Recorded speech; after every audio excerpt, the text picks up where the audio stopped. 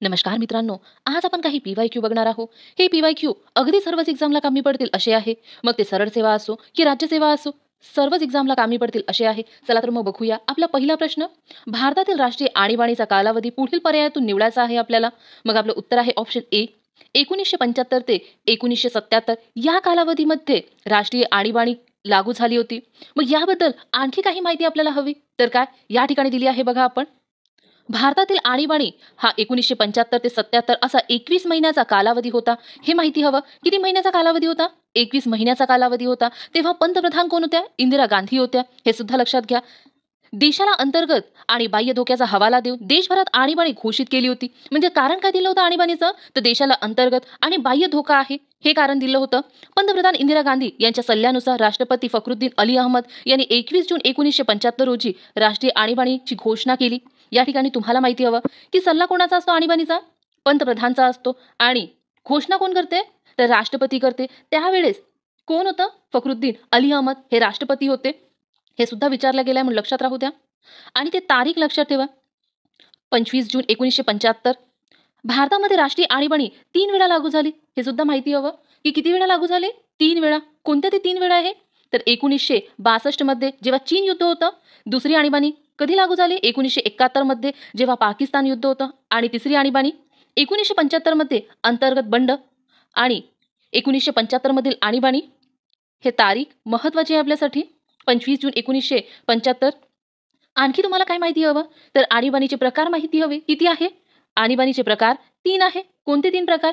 एक राष्ट्रीय आणीबाणी, दुसरी आर्थिक आणीबाणी आणि तिसरी राज्यात राष्ट्रपती राजवट. याची तुम्हाला कलम सुद्धा माहिती हवं तर बघा. राष्ट्रीय आणीबाणीचं कलम काय आहे? 352 कलम आहे. आर्थिक आणीबाणीचे 360 कलम आहे. आणि राज्यात राष्ट्रपती राजवट लागली त्याचं कलम काय आहे? 356 हे कलम आहे. हे तीनही कलम अतिशय महत्वाचं लक्षातच राहू द्या. समोरचा प्रश्न बघूया.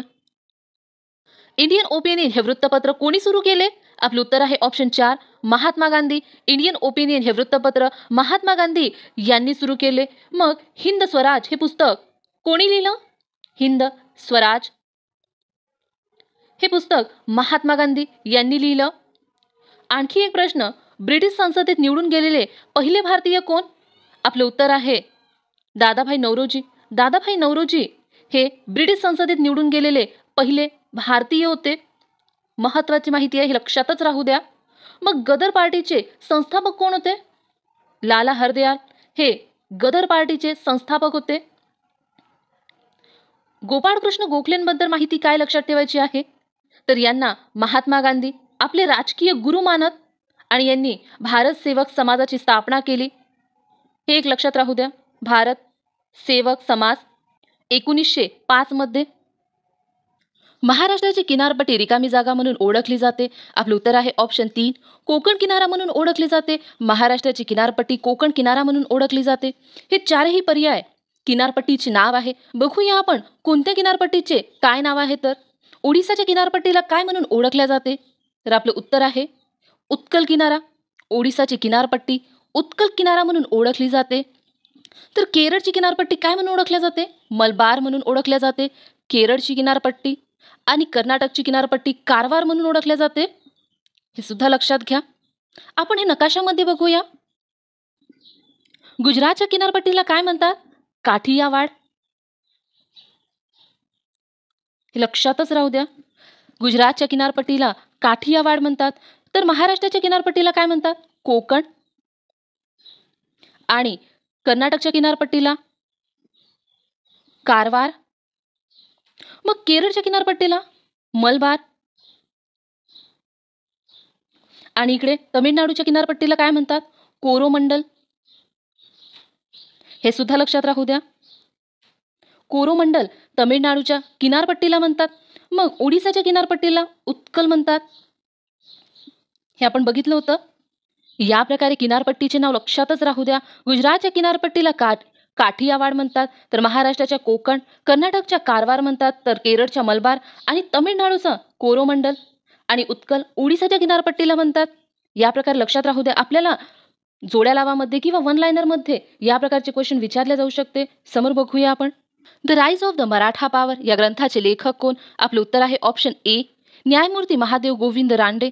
मग यांच्याबद्दल आणखी आपल्याला काय माहिती हवं? तर यांनी भारतीय अर्थव्यवस्थेवर अनेक पुस्तके लिहिली आहे. हे एक लक्षात राहू द्या. आपल्याला कधी पुस्तकांवर प्रश्न आला तर आपल्याला सोडवता येईल, म्हणून हे लक्षात राहू द्या. न्यायमूर्ती महादेव गोविंद रानडेंनी भारतीय अर्थव्यवस्थेवर अनेक पुस्तके लिहिली आहे आणि त्यांचा एक ग्रंथ the rise of the Maratha power. मग भारत सेवक समाजाची स्थापना कोणी केली? भारत सेवक समाजाची स्थापना गोपाळकृष्ण गोखलेंनी केली. कधी केली? 1905 मध्ये केली. हे वर्ष लक्षात राहू द्या, 1905.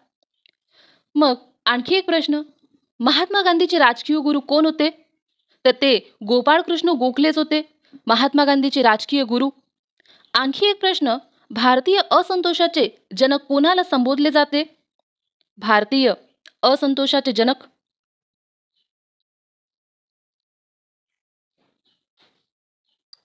तर ते लोकमान्य टिळकांना संबोधले जाते. हे एक लक्षात राहू द्या. भारतीय असंतोषाचे जनक लोकमान्य टिळकांना संबोधले जाते. या प्रकारे तुम्ही सुद्धा प्रश्न एक्सप्लेन करून बघा, म्हणजेच तुम्हाला खूप सारी माहिती एकाच प्रश्नामध्ये मिळेल. समोरचा प्रश्न बघूया. खालीलपैकी कोण संविधान सभेचे सदस्य नव्हते? आपले उत्तर आहे ऑप्शन ए, महात्मा गांधी. महात्मा गांधी हे संविधान सभेचे सदस्य नव्हते. आपल्याला असं वाटू शकते की महात्मा गांधी संविधान सभेचे सदस्य असेल, पण ते नव्हते. भारतात नियोजन आयोगाची स्थापना केव्हा करण्यात आली? आपले उत्तर आहे ऑप्शन बी, 15 मार्च 1950 ला भारतात नियोजन आयोगाची स्थापना 15 मार्च 1950 ला करण्यात आली. मग एक गोष्ट लक्षात घ्या, नियोजन आयोगाचे अध्यक्ष पदसिद्ध असतात. मग कोण आहे नियोजन आयोगाचे पदसिद्ध अध्यक्ष? तर ते पंतप्रधान असतात. मग तुम्हाला पंतप्रधानाचं कलम सुद्धा माहिती हवं. काय आहे? 74. हे कलम सुद्धा लक्षात राहू द्या. आणखी तुम्हाला याबद्दल काय माहिती हवं की तेव्हा म्हणजेच नियोजन आयोग जेव्हा स्थापन झालं 1950 ला, तेव्हा अध्यक्ष कोण होते? जवाहरलाल नेहरूजी होते. हे सुद्धा माहिती हवं तुम्हाला. मग तुमच्यासाठी एक प्रश्न, नियोजन आयोगाचं कलम आहे का? आणि असल्यास ते मला कमेंटमध्ये सांगा. या प्रश्नाचं उत्तर तुम्ही मला कमेंट करून सांगा. पक्षांतर बंदी संदर्भात तरतूद भारतीय राज्यघटनेच्या कोणत्या परिशिष्टामध्ये नमूद आहे? आपले उत्तर आहे ऑप्शन बी, 10व्या परिशिष्टामध्ये नमूद आहे. हे अतिशय महत्त्वाचं आहे. 10व्या परिशिष्टावर आपल्याला नेहमी प्रश्न विचारले जाते की कशा संदर्भात आहे, तर हे लक्षातच राहू द्या, पक्षांतर बंदी संदर्भात आहे. मग 8व्या परिशिष्टामध्ये कशा संदर्भात दिलं आहे? तर 8व्या परिशिष्टामध्ये भारतीय भाषा दिल्या आहे. हे सुद्धा लक्षात राहू द्या. भारतीय भाषा कोणत्या परिशिष्टामध्ये दिल्या आहे? 8व्या परिशिष्टामध्ये दिलं आहे. मग 11व्या परिशिष्टामध्ये काय दिलं आहे? तर पंचायतीचे अधिकार व जबाबदाऱ्या दिल्या आहे. पंचायती. मग 12व्या परिशिष्टामध्ये काय दिलं आहे? तर नगरपालिकांचे अधिकार व जबाबदाऱ्या दिल्या आहे. हे सुद्धा लक्षात राहू द्या. बघा, 8व्या परिशिष्टामध्ये काय दिलं आहे? भारतीय भाषा. 10व्या परिशिष्टामध्ये पक्षांतर बंदी संदर्भात दिलं आहे आणि 11व्या पंचायतीचे अधिकार व जबाबदाऱ्या दिल्या आहे आणि 12व्या परिशिष्टामध्ये नगरपालिकांचे अधिकार व जबाबदाऱ्या दिल्या आहे. परिशिष्ट किती आहे? 12च आहे. आणि हे 3 परिशिष्ट अतिशय महत्त्वाचं आहे. नेहमी प्रश्न विचारले जाते, लक्षात राहू द्या. समोर बघूया.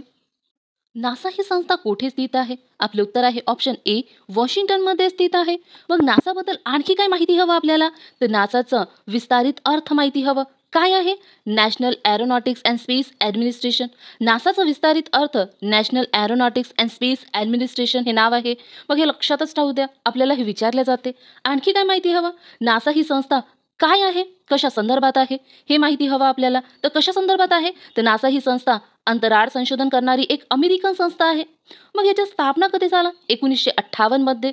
मग यावरून आणखी आपल्याला काय माहिती हवं की अंतराळ संशोधन करणारी संस्था आपल्या भारतामध्ये पण आहे का? एक भारतीय संस्था पण आहे का? तर आहे. कोणती? इस्रो. याबद्दल सुद्धा आपल्याला माहिती हवं. बघूया आपण. बघा, तर इस्रोचं विस्तारित अर्थ काय आहे? Indian space research organisation. हे सुद्धा आपल्याला विचारलं गेलं आहे, लक्षातच राहू द्या. याची स्थापना कधी झाली? 1969 मध्ये झाली. जी Indian national committee for space research या संस्थेची जागा इस्रोने घेतली 1969 मध्ये. हे सुद्धा लक्षात राहू द्या. इस्रोचं मुख्यालय माहिती हवं तुम्हाला कुठे आहे? बंगळुरूमध्ये आहे. समोरचा प्रश्न बघूया.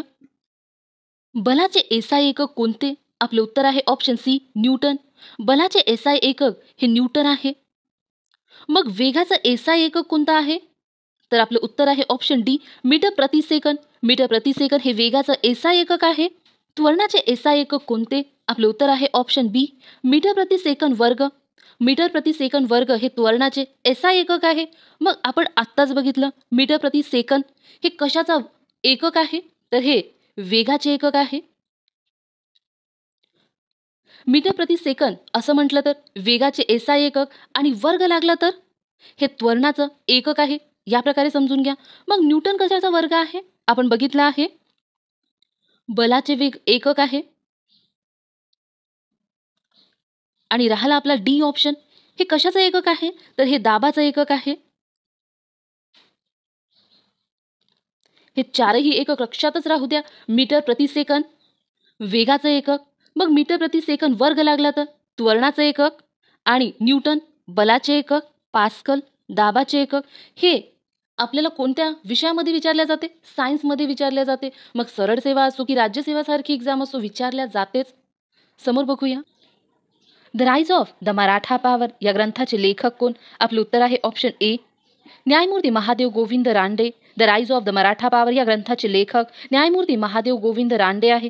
यांच्याबद्दल आणखी एक गोष्ट लक्षात ठेवा की यांनी भारतीय अर्थव्यवस्थेवर अनेक पुस्तके लिहिली. हे एक लक्षात राहू द्या. मग भारत सेवक समाजाची स्थापना कोणी केली? गोपाळ कृष्ण गोखलेंनी केली. कधी केली? 1905 मध्ये केली. हे वर्ष लक्षात राहू द्या, आपल्याला विचारले जाते. मग गांधीजींचे राजकीय गुरु कोण? गोपाळ कृष्ण गोखले हे राजकीय गुरु होते महात्मा गांधीजींचे. पहिला प्रश्न, खालीलपैकी कोणते शहर महाराष्ट्राची सांस्कृतिक राजधानी म्हणून ओळखले जाते? आपलं उत्तर आहे ऑप्शन 3, पुणे शहर. पुणे शहर महाराष्ट्राची सांस्कृतिक राजधानी म्हणून ओळखले जाते. मग महाराष्ट्राची उपराजधानी म्हणून कोणते शहर ओळखले जाते? तर ते नागपूर हे शहर ओळखले जाते. महाराष्ट्राची पहिली महानगरपालिका कोणती? आपलं उत्तर आहे ऑप्शन 1, मुंबई. समोरचा प्रश्न बघूया. लोकसभा व राज्यसभा यांच्या संयुक्त बैठकीचे अध्यक्षस्थान कोण भूषवतो? आपलं उत्तर आहे ऑप्शन 1, लोकसभा अध्यक्ष. लोकसभा व राज्यसभा यांच्या संयुक्त बैठकीचे अध्यक्षस्थान लोकसभा अध्यक्ष भूषवतो. मग या संदर्भात कोणतं कलम आहे का? हो आहे. कोणतं कलम आहे? 118 या कलमामध्ये दिला आहे. मग लोकसभा अध्यक्ष उपस्थित नसेल तर हे पद कोण भूषवते? लोकसभा उपाध्यक्ष हे पद भूषवते. जर लोकसभा उपाध्यक्ष सुद्धा गैरहजर असेल तर हे पद कोण भूषवते? राज्यसभामधील उपाध्यक्ष हे पद भूषवते. आणि हा सुद्धा व्यक्ती उपस्थित नसेल तर मग राष्ट्रपतीकडून नेमणूक केली जाते.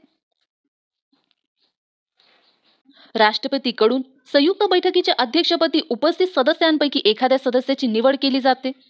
या ठिकाणी एक प्रश्न उरतो की राज्यसभेचे सभापती संसदेच्या संयुक्त बैठकीचे अध्यक्षस्थान का स्वीकारू शकत नाही?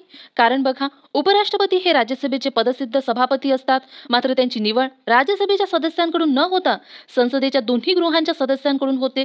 राज्यसभेचे सभापती राज्यसभेचे सदस्य कधीच नसतात, म्हणून ते संयुक्त बैठकीचे अध्यक्षस्थान स्वीकारू शकत नाही. थोडक्यात काय, तर ते राज्यसभेचे सदस्य नसतात, म्हणून संयुक्त बैठकीचे अध्यक्षस्थान सुद्धा भूषवू शकत नाही. हे कारण सुद्धा लक्षात राहू दे, आपल्याला विचारले जाते. समोरचा प्रश्न बघूया. अहमदाबाद हे शहर कोणत्या नदीवर वसलेलं आहे? आपलं उत्तर आहे ऑप्शन 3, साबरमती नदी. अहमदाबाद हे शहर साबरमती नदीवर वसलेलं आहे. मग साबरमती नदीचा उगम कुठून झाला आहे? तर हा अरावली पर्वतामध्ये झाला आहे. आणि अरावली पर्वत कुठे आहे? भारताच्या उत्तर आणि पश्चिमेमध्ये स्थित आहे. अरावली पर्वतातून या प्रकारे साबरमती नदी खंबाच्या आखातामध्ये जाऊन अरबी समुद्रात मिळते. त्याआधी 2 शहर वसलेले आहे. कोणते महत्वाचे? एक अहमदाबाद आणि दुसरं गांधीनगर. हे दोनही शहर साबरमती नदीवर वसलेलं आहे. अतिशय महत्वाचं आहे, लक्षातच ठेवा. हे 2 शहर साबरमती नदीवर वसलेलं आहे आणि साबरमती नदीचा उगम अरावली पर्वतातून झाला आहे. अरावली पर्वतातून आणखी 2 नद्यांचा उगम झाला आहे. ते एक लक्षात ठेवा. एक बनास नदी आणि दुसरी नदी लुनी. ह्या 3 नद्यांचा उगम लक्षात राहू द्या. मग नर्मदा नदीचा उगम कुठे झाला आहे? अमरकंटक. आणि तापी नदीचा उगम कुठे झाला आहे? तर मध्य प्रदेशमधील बेतूल जिल्ह्यातील मुलताई या ठिकाणी, हे सुद्धा ठिकाण लक्षात राहू द्या. आणि दमनगंगा हे पश्चिम वाहिनी नदी आहे, हे एक लक्षात राहू द्या. जम्मू काश्मीरला विशेष दर्जा देणारे घटनेतील कलम कोणते? आपलं उत्तर आहे ऑप्शन 3, 370. 370 हे कलम जम्मू काश्मीरला विशेष दर्जा देणारे घटनेतील कलम आहे. मग 315 हे कलम कशा संदर्भात आहे? हे कलम केंद्र व राज्य लोकसेवा आयोगासंदर्भात आहे. हे कलम लक्षातच राहू द्या, अतिशय महत्वाचं आहे आणि आपल्याला खूपदा एक्झाममध्ये विचारले जाते की 315 हे कलम कशा संदर्भात आहे? तर आपल्याला माहिती हवं, केंद्र व राज्य लोकसेवा आयोगासंदर्भात आहे. समोरचा प्रश्न बघूया. ध्वनी प्रदूषण मोजण्याचे एकक कोणते? आपले उत्तर आहे ऑप्शन 2, डेसिबल. डेसिबल हे ध्वनी प्रदूषण मोजण्याचे एकक आहे. मग फेरनहाइट हे काय आहे? तर हे तापमान मोजण्याचे एकक आहे, हे सुद्धा लक्षात घ्या. फेरनहाइट हे तापमान मोजण्याचे एकक आहे. नल दमयंती सरोवर प्रकल्प कोणत्या नदीवर आहे? आपले उत्तर आहे ऑप्शन 4, वर्धा नदीवर आहे. नल दमयंती सरोवर प्रकल्प वर्धा नदीवर आहे. मग वर्धा नदीचा उगम कुठे झाला आहे? मध्य प्रदेशातील बेतूल जिल्ह्यातील मुलताई जवळ झाला आहे. मुलताई हे ठिकाण लक्षात राहू द्या. आणखी या प्रकारे वर्धा नदी वाहत जाते. वर्धा नदीचं पात्र कशासाठी प्रसिद्ध आहे? तर हे दगडी कोळशासाठी प्रसिद्ध आहे, हे सुद्धा लक्षात घ्या. त्यानंतर पश्चिमेकडून एक नदी वाहत येऊन वर्धा नदीला मिळते. ही नदी कोणती? ही नदी पेनगंगा नदी. पेनगंगा.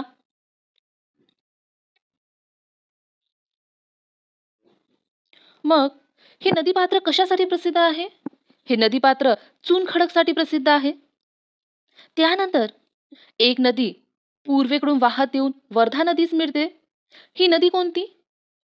वेनगंगा. मग ही नदी कशासाठी प्रसिद्ध आहे? तर ही नदी लोह खनिजासाठी प्रसिद्ध आहे. आणि या तीनही नद्यांच्या संगमाला काय नाव आहे? प्राणहिता. हे नाव सुद्धा लक्षात राहू द्या. बघा, एका प्रश्नावरून आपण कितीतरी माहिती गोळा केली. यावर आपले कितीतरी प्रश्नाचं उत्तर मिळतील आपल्याला. बघा, वर्धा नदीचं पात्र कशासाठी प्रसिद्ध आहे? दगडी कोळसा. वेनगंगा नदीचं पात्र लोह खनिजासाठी प्रसिद्ध आहे. तर पेनगंगा नदीचं पात्र चुनखडकसाठी प्रसिद्ध आहे. आता आपण कृष्णा नदीबद्दल माहिती बघूया. कृष्णा नदीचा उगम कुठे झाला आहे? तर हे सह्याद्री पर्वतातील महाबळेश्वर या ठिकाणी. आणि भीमा नदीचा उगम कुठे झाला आहे? तर हा सह्याद्री पर्वतामध्ये भीमाशंकर या ठिकाणी. या प्रकारे कृष्णा नदी वाहत जाते आणि भीमा नदी येऊन कृष्णेस मिळते.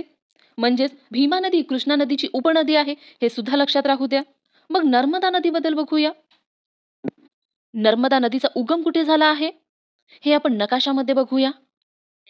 या ठिकाणी बघा, मुलताई हे ठिकाण दिलं आहे आणि इथून वर्धा नदीचा उगम झाला आहे. बघा, या प्रकारे या ठिकाणावरून पेनगंगा ही नदी वाहत येत आहे आणि इथून बघा वेनगंगा या ठिकाणी दिलं आहे. वेनगंगा ही नदी येऊन या ठिकाणी मिळत आहे आणि याच्या संगमाला बघा प्राणहिता हे नाव दिलं आहे. आणि या ठिकाणी अमरकंटक आहे. अमरकंटक या ठिकाणावरून नर्मदा नदीचा उगम झाला आहे. या ठिकाणी बघा पश्चिमेला वाहत जात आहे आणि खंबातच्या आखातामध्ये जाऊन ते अरबी समुद्रात मिळत आहे. बघा, या ठिकाणी खंबाच्या आखातामध्ये आणखी काही नद्या वाहत जात आहे. बघा, साबरमती नदी आहे, मही नदी आहे, नर्मदा नदी, तापी नदी सुद्धा आहे. बघा, हे चारही नद्या लक्षात घ्या. समोरचा प्रश्न बघूया. सरदार सरोवर प्रकल्प कोणत्या नदीवर आहे? आपलं उत्तर आहे ऑप्शन 3, नर्मदा नदीवर आहे सरदार सरोवर प्रकल्प. मग उजनी प्रकल्प कोणत्या नदीवर आहे? तर हे भीमा नदीवर आहे. गोदावरीवर कोणता प्रकल्प आहे? जायकवाडी आहे, अतिशय महत्वाचा आहे. आणखी गंगापूर. हे दोनही प्रकल्प अतिशय महत्वाचे आहे, लक्षात राहू द्या. डिप्रेस्ड क्लास मिशन ऑफ इंडियाची स्थापना कोणी केली? आपलं उत्तर आहे ऑप्शन 2, वीरा शिंदे यांनी केली. कधी केली? 1906 मध्ये केली. डिप्रेस्ड क्लासेस एज्युकेशन सोसायटी या संस्थेशी हे नाव मिळतं जुळतं आहे का? Depress classes mission of India. याच प्रकारच्या नावांमध्ये, मिळत्या जुळत्या नावांमध्ये आयोग आपल्याला फसवतो, कन्फ्यूज करतो आणि आपले मार्क जाते. त्यामुळे या प्रकारचं लक्षात राहू द्या. बघा, depress classes mission of India याची स्थापना कोणी केली? शिंदेंनी केली. आणि डिप्रेस क्लासेस एज्युकेशन सोसायटी या संस्थेची स्थापना कोणी केली? डॉक्टर बाबासाहेब आंबेडकरांनी केली. आणि डिप्रेस क्लासेस मिशन ऑफ इंडियाची स्थापना कधी झाली? 1906 मध्ये. तर मग एज्युकेशन सोसायटीची स्थापना कधी झाली? 1928 मध्ये झाली. म्हणजेच काय? तर बघा, depress classes mission of India हे आधी स्थापन झाली आणि त्यानंतर डिप्रेस क्लासेस एज्युकेशन सोसायटीची स्थापना झाली. हे सुद्धा पॉइंट एक लक्षात राहू द्या. समोरचा प्रश्न बघूया. लोकसभा व राज्यसभा यांच्या संयुक्त बैठकीचे अध्यक्षस्थान कोण भूषवतो? आपले उत्तर आहे ऑप्शन 1, लोकसभा अध्यक्ष. लोकसभा व राज्यसभा यांच्या संयुक्त बैठकीचे अध्यक्षस्थान लोकसभा अध्यक्ष भूषवतो. मग या संदर्भात कोणतं कलम आहे का? हो आहे. कोणतं कलम आहे? 118 या कलमामध्ये दिलं आहे. मग लोकसभा अध्यक्ष उपस्थित नसेल तर हे पद कोण भूषवते? लोकसभा उपाध्यक्ष हे पद भूषवते. जर लोकसभा उपाध्यक्ष सुद्धा गैरहजर असेल तर हे पद कोण भूषवते? राज्यसभामधील उपाध्यक्ष हे पद भूषवते. आणि हा सुद्धा व्यक्ती उपस्थित नसेल तर मग राष्ट्रपतीकडून नेमणूक केली जाते. राष्ट्रपतीकडून संयुक्त बैठकीच्या अध्यक्षपदी उपस्थित सदस्यांपैकी एखाद्या सदस्याची निवड केली जाते. या ठिकाणी एक प्रश्न उरतो की राज्यसभेचे सभापती संसदेच्या संयुक्त बैठकीचे अध्यक्षस्थान का स्वीकारू शकत नाही? कारण बघा, उपराष्ट्रपती हे राज्यसभेचे पदसिद्ध सभापती असतात, मात्र त्यांची निवड राज्यसभेच्या सदस्यांकडून न होता संसदेच्या दोन्ही गृहांच्या सदस्यांकडून होते. राज्यसभेचे सभापती राज्यसभेचे सदस्य कधीच नसतात, म्हणून ते संयुक्त बैठकीचे अध्यक्षस्थान स्वीकारू शकत नाही. थोडक्यात काय? तर ते राज्यसभेचे सदस्य नसतात, म्हणून संयुक्त बैठकीचे अध्यक्षस्थान सुद्धा भूषवू शकत नाही. हे कारण सुद्धा लक्षात राहू दे, आपल्याला विचारले जाते. समोरचा प्रश्न बघूया. अजिंठा या जगप्रसिद्ध लेणी कोणत्या जिल्ह्यामध्ये आहे? आपले उत्तर आहे ऑप्शन 3, छत्रपती संभाजीनगरमध्ये आहे. मग पांडव लेणी कुठे आहे? तर या नाशिक जिल्ह्यामध्ये आहे. अलमटी सरोवर प्रकल्प कोणत्या नदीवर आहे? आपले उत्तर आहे ऑप्शन 3, कृष्णा नदीवर आहे. यावर आणखी एक प्रश्न बनू शकतो की कोणती नदी सह्याद्री पर्वतामध्ये उगम पावत नाही? तर आपलं उत्तर आहे ऑप्शन 1, नर्मदा नदी. या तीनही नदी सह्याद्री पर्वताजवळ उगम पावते का? हो. भीमा सह्याद्री पर्वतातील भीमाशंकर या ठिकाणी, कृष्णा महाबळेश्वर या ठिकाणी सह्याद्री पर्वतामध्ये आहे आणि गोदावरी त्र्यंबकेश्वर या ठिकाणी हे सुद्धा सह्याद्री पर्वताजवळ आहे आणि नर्मदा ही सातपुडा पर्वताजवळ अमरकंटक या ठिकाणी. समोरचा प्रश्न बघूया. जगातील सर्वात विषारी मासा कोणता? आपलं उत्तर आहे ऑप्शन 3, स्टोनफिश. स्टोनफिश हे जगातील सर्वात विषारी मासा आहे, हे लक्षातच ठेवा, अतिशय महत्वाचं आहे. महात्मा फुले यांनी कोणता ग्रंथ लिहिला? आपलं उत्तर आहे ऑप्शन 2, शेतकऱ्याचा आसूड. शेतकऱ्याचा आसूड हा ग्रंथ महात्मा फुले यांनी लिहिला. हे चारही पर्याय अतिशय महत्वाचे आहे आणि यावर आपल्याला खूपदा एक्झाममध्ये प्रश्न विचारला गेले आहे आणि समोरही विचारले जाऊ शकते. बघूया आपण हे चारही पर्याय. वेदाकडे वळा हा नारा कोणी दिला? दयानंद सरस्वतीने दिला.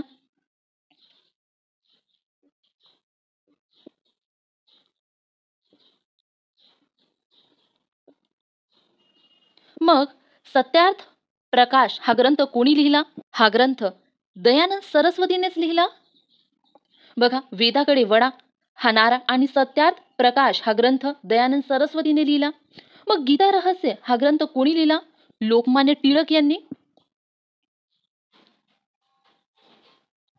हे लक्षात राहू द्या. वेदाकडे वळा हा नारा दयानंद सरस्वतीने दिला. सत्यार्थ प्रकाश हा ग्रंथ सुद्धा दयानंद सरस्वतीने लिहिला आणि शेतकऱ्याचा आसूड महात्मा फुलेंनी लिहिला आणि गीता रहस्य लोकमान्य टिळकांनी लिहिला. समोरचा प्रश्न बघूया. वाघा सीमेचे नाव बदलून ते आता काय झाले आहे? आपले उत्तर आहे ऑप्शन 2, अटारी सीमा झाला आहे. बघा, वाघा सीमेचे नाव बदलून काय झालं आहे? अटारी सीमा झाला आहे. आणि हे कोणत्या देशामध्ये आहे? भारत आणि पाकिस्तान. भारतातील कोणत्या राज्यामध्ये आहे? पंजाब. पंजाबमधील अमृतसर शहराजवळून 32 किलोमीटरवर आहे. एवढं विचारणार नाही, फक्त एवढं लक्षात राहू द्या. पंजाबमधील अमृतसर शहराजवळ आहे. अटारी सीमा एवढं लक्षात राहू द्या. ॲसिड रेन हे खालीलपैकी कशामुळे होते? आपले उत्तर आहे ऑप्शन 2, सल्फर डायऑक्साईडमुळे होते. हे लक्षातच राहू द्या. ॲसिड रेन हे सल्फर डायऑक्साईडमुळे होते. आणखी नायट्रोजन ऑक्साईडमुळे होते. बघा, सल्फर डायऑक्साईड आणि नायट्रोजन ऑक्साईडमुळे होते. या दोनमुळे ॲसिड रेन होऊ शकते. म्हणून हे या ऑप्शनमध्ये आपल्याला डायऑक्साईड दिलं आहे. म्हणून हे ऑप्शन असणार का? नाही. पण हे दोन लक्षात राहू द्या, सल्फर डायऑक्साईड आणि नायट्रोजन ऑक्साईड. 1976 साली भारतीय राज्यघटनेच्या सरनाम्यामध्ये कोणत्या दोन शब्दाची भर घालण्यात आली? अतिशय महत्त्वाचा प्रश्न आहे आणि यावर सुद्धा आपल्याला खूपदा प्रश्न विचारले आहे, म्हणून लक्षात घ्या. आपले उत्तर आहे ऑप्शन 2, समाजवादी आणि धर्मनिरपेक्ष. बघा, 1976 साली भारतीय राज्यघटनेच्या सरनाम्यामध्ये समाजवादी व धर्मनिरपेक्ष या दोन शब्दाची भर घालण्यात आली. आपल्या यावर आणखी एक प्रश्न बनतो की या दोन शब्दाची भर कोणत्या घटनादुरुस्तीनुसार सरनाम्यात घालण्यात आली? तर बघा, 42व्या घटनादुरुस्तीनुसार आणखी काय काय ऍड करण्यात आलं? तर 10 मूलभूत कर्तव्य. हे सुद्धा लक्षात राहू द्या. 42व्या घटनादुरुस्तीने सरनाम्यामध्ये समाजवादी आणि धर्मनिरपेक्ष हे दोन शब्द ऍड करण्यात आले आणि भारतीय राज्यघटनेत 10 मूलभूत कर्तव्य सुद्धा ऍड करण्यात आले. हे दोन लक्षात राहू द्या. भारताला रिकामी जागा किलोमीटर लांबीची भूसीमा लाभलेली आहे. बघा, भारताला किती किलोमीटर लांबीची भूसीमा लाभलेली आहे? आपले उत्तर आहे ऑप्शन 2, 15,200. 15,200 भारताला भूसीमा लाभलेली आहे. रिकामी जागाची स्थापना महात्मा ज्योतिराव फुले यांनी 1873 मध्ये केली. आपले उत्तर आहे ऑप्शन 1, सत्यशोधक समाज. सत्यशोधक समाजाची स्थापना महात्मा ज्योतिराव फुले यांनी 1873 मध्ये केली. हे चारही पर्याय आपल्यासाठी अतिशय महत्त्वाचे आहे. यावर आपल्याला खूपदा एक्झाममध्ये प्रश्न विचारले गेले आणि समोरही विचारणारच आहे. म्हणून आपण बघूया यावर आणखी कशा प्रकारचे प्रश्न विचारले जाऊ शकते. बघा, सत्यशोधक समाजाची स्थापना कोणी केली? या प्रकारचा प्रश्न असू शकते. तर आपले उत्तर आहे महात्मा ज्योतिराव फुलेंनी सत्यशोधक समाजाची स्थापना केली.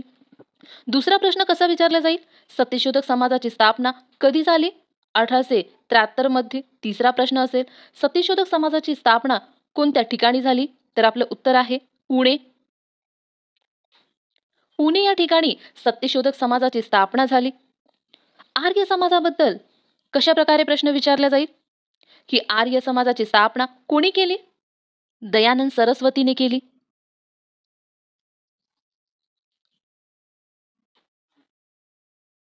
कधी केली? 1875 मध्ये. आर्य समाजाची स्थापना कोणत्या ठिकाणी झाली? मुंबईमध्ये झाली. हे सुद्धा लक्षात राहू द्या. आर्य समाजाची स्थापना दयानंद सरस्वतीने केली 1875 मध्ये मुंबई या ठिकाणी. परमहंस सभाबद्दल बघूया. परमहंस सभा कोणी स्थापन केले? तर दुर्गाराम मेहता, दादोबा पांडुरंग आणि त्यांच्या मित्रांनी स्थापन केली. कधी स्थापन केली? 1849 मध्ये. मुंबई या ठिकाणी स्थापन झाली ही संस्था. आणि रामकृष्ण मिशन हे कोणी स्थापन केलं? स्वामी विवेकानंद.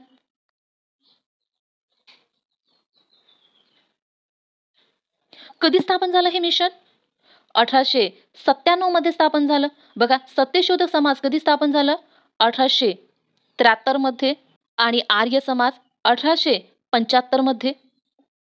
या चारही समाज किंवा मिशन 1800 मध्ये आहे. हे लक्षात घ्या. बघा, 1800. आणखी याचा क्रम काय असेल बघा. पहिले कोणती संस्था स्थापन झाली? परमहंस सभा स्थापन झाली. त्यानंतर सत्यशोधक समाज 1873 मध्ये. त्यानंतर 1875 मध्ये आर्य समाज आणि 1897 मध्ये रामकृष्ण मिशन. हा क्रम सुद्धा लक्षात राहू द्या. आपले खूप सारे प्रश्न सुटतील. समोरचा प्रश्न बघूया. वनामध्ये मातीचे वाहून जाण्याचे प्रमाण खुल्या जागेच्या तुलनेत रिकामी जागा असते. आपले उत्तर आहे ऑप्शन 2, कमी असते. वनामध्ये मातीचे वाहून जाण्याचे प्रमाण खुल्या जागेच्या तुलनेत कमी असते. का? कारण झाडांची मुळे मातीला धरून असते, त्यामुळे मातीचे वाहून जाण्याचे प्रमाण कमी असते वनांमध्ये. हा प्रश्न तुम्हाला सोपी वाटेल, पण भूगोलमध्ये याच प्रकारचे सोपी प्रश्न विचारले जाते. म्हणून या प्रकारचे प्रश्न तुम्ही लक्षात घेत चला. समोर बघूया. जवाहर रोजगार योजना कोणत्या वर्षात सुरू झाली? आपलं उत्तर आहे ऑप्शन 2, 1989 मध्ये सुरुवात झाली. जवाहर रोजगार योजना कोणत्या पंचवार्षिक योजनेमध्ये सुरुवात झाली? तर बघा, 7व्या पंचवार्षिक योजनेमध्ये सुरुवात झाली. हे कोणत्या गव्हर्नमेंटनी सुरुवात केली? राजीव गांधी गव्हर्नमेंटनी. हे सुद्धा विचारलं जाते, लक्षात राहू द्या. आणि जवाहर रोजगार योजना हे 2 योजनेला मिळून बनली आहे. कोणत्या 2 योजना? तर बघा, राष्ट्रीय ग्रामीण रोजगार कार्यक्रम आणि ग्रामीण भूमिहीन रोजगार हमी कार्यक्रम या 2 योजनाचे एकत्रीकरण होते. आणि याची तारीख बघा 1 एप्रिल 1989 मध्ये सुरू झाली आहे. समोर बघूया. भारतीय राज्यघटनेत सुरुवातीस किती कलमे होते? आपलं उत्तर आहे ऑप्शन 3, 395. आणि आता किती आहे? 448 कलमे आहे. पांडवलेणी रिकामी जागाच्या जवळ आहे. आपलं उत्तर आहे ऑप्शन 1, नाशिक. पांडवलेणी नाशिकच्या जवळ आहे. अतिशय महत्वाचं आहे पांडवलेणी म्हणून लक्षात राहू द्या. नाशिक बद्दल बघावं तर नाशिक हे शहर कोणत्या नदीजवळ वसलेलं आहे? गोदावरी नदीवर वसलेलं आहे. हे लक्षातच राहू द्या, महत्वाचं आहे. वेरूळची लेणी कोणत्या शहराजवळ आहे? छत्रपती संभाजीनगर जवळ आहे. हे सुद्धा लक्षात राहू द्या, विचारले जाते. समोरचा प्रश्न बघूया. महात्मा गांधी राजकीय गुरु कोणाला मानित असे? आपलं उत्तर आहे ऑप्शन 2, गोपाळकृष्ण गोखलेंना. महात्मा गांधी गोपाळकृष्ण गोखलेंना राजकीय गुरु मानत असे. मग भारत सेवक समाजाची स्थापना कोणी केली? गोपाळकृष्ण गोखलेंनी केली. कधी केली? 1905 मध्ये भारत सेवक समाजाची स्थापना केली. आणखी काही प्रश्न बघूया. भारताचे पितामह म्हणून कोणाला ओळखले जाते? दादाभाई नौरोजींना पितामह म्हणून ओळखले जाते. हे महत्वाचं आहे, लक्षात राहू द्या. आणखी एक प्रश्न. पहिले भारतीय आशियाई ब्रिटिश संसद सदस्य कोण? आपले उत्तर आहे दादाभाई नौरोजी. दादाभाई नौरोजी हे पहिले भारतीय आशियाई ब्रिटिश संसद सदस्य होते. हे लक्षात राहू द्या. सर्वात तेजस्वी ग्रह कोणता? या प्रश्नाचं उत्तर तुम्ही मला कमेंट करून द्या. खालील कोणती जलसिंचन योजना औरंगाबाद जिल्ह्यामध्ये आहे? आपलं उत्तर आहे ऑप्शन 2, जायकवाडी. जायकवाडी जलसिंचन योजना औरंगाबाद जिल्ह्यामध्ये आहे. हे लक्षातच ठेवा, खूप महत्वाचं आहे, आपल्याला खूपदा विचारलं आहे. जायकवाडी बद्दल आणखी काही माहिती बघूया. जायकवाडी जलसिंचन योजना कोणत्या नदीवर आहे? गोदावरी नदीवर आहे. हे सुद्धा लक्षात घ्या. आपल्याला जलसिंचन योजना आणि नदी या प्रकारे जोड्या लावामध्ये विचारले जाते. जायकवाडी या जलसिंचन योजनेला आणखी कोणत्या नावाने ओळखले जाते का? हो, कोणत्या? नाथसागर. नाथसागर या नावाने जायकवाडी जलसिंचन योजनेला ओळखले जाते. आपण हिराकुंड धरणाबद्दल बघूया. हिराकुंड धरण कुठे आहे? ओडिसामध्ये. ओडिसा राज्यातील संबलपूर जिल्ह्यामध्ये आहे. हे सुद्धा लक्षात घ्या. आणि हिराकुंड धरण हे कोणत्या नदीवर आहे? हे महानदीवर आहे. आपण कोयना धरणाबद्दल बोलूया. कोयना धरण कोणत्या नदीवर आहे? हे कोयना नदीवरच आहे. आणि हे कोणत्या जिल्ह्यामध्ये येते? हे सातारा जिल्ह्यामध्ये येते. भाकरा नांगल हे धरण कुठे येते? भाकरा नांगल हे हिमाचल आणि पंजाब यांच्या सीमेवर येते. हे लक्षात घ्या. आणि हे कोणत्या नदीवर आहे? तर हे सतलज नदीवर आहे. आता तुम्ही मला सांगा, सतलज नदी कोणत्या नदीची उपनदी आहे? हे मला कमेंट बॉक्समध्ये सांगा. आपण समोरचा प्रश्न बघूया. आपला दुसरा प्रश्न बघूया. रिकामी जागा या ठिकाणी कोयना नदी कृष्णा नदीस येऊन मिळते. आपलं उत्तर आहे ऑप्शन 3, कराड. कराड या ठिकाणी कोयना नदी कृष्णा नदीस येऊन मिळते. कोयना नदी आणि कृष्णा नदीबद्दल महत्वाची माहिती बघूया. कोयना नदी आणि कृष्णा नदीचा उगम कुठे होतो? बघा, या प्रकारे आपला सह्याद्री आहे आणि या ठिकाणी महाबळेश्वर आहे. महाबळेश्वर या ठिकाणावरून कृष्णा नदीचा उगम होतो आणि या प्रकारे पश्चिमेकडून पूर्वेकडे कृष्णा नदीचा प्रवाह आहे. आणि कोयना नदीचा उगम सुद्धा महाबळेश्वर या ठिकाणावरूनच होतो.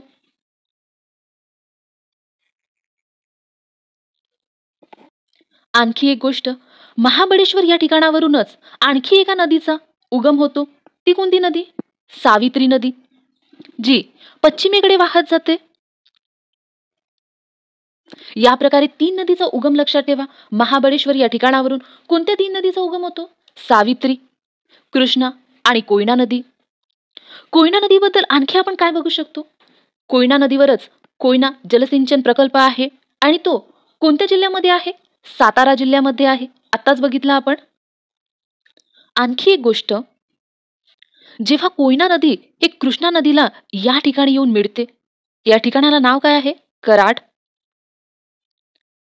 पण या ठिकाणी जेव्हा संगम होतो कोयना आणि कृष्णाचा, तर त्या संगमाला काही नाव आहे. ते नाव काय आहे? प्रीती संगम.